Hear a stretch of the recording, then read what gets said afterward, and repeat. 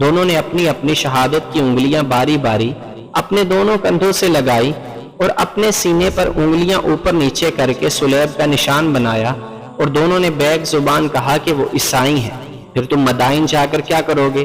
انہیں ایک بوڑھے نے کہا، تم تندو مند ہو، تمہارے جسموں میں طاقت ہے، کیا تم اپنے آپ کو ہماری مریم کی آبرو پر قربان ہونے کے قابل نہیں سمجھتے؟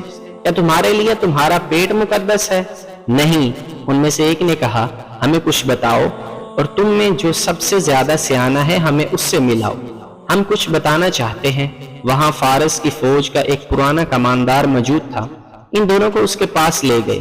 سنا ہے تم کچھ بتانا چاہتے ہو؟ کماندار نے کہا، ہاں۔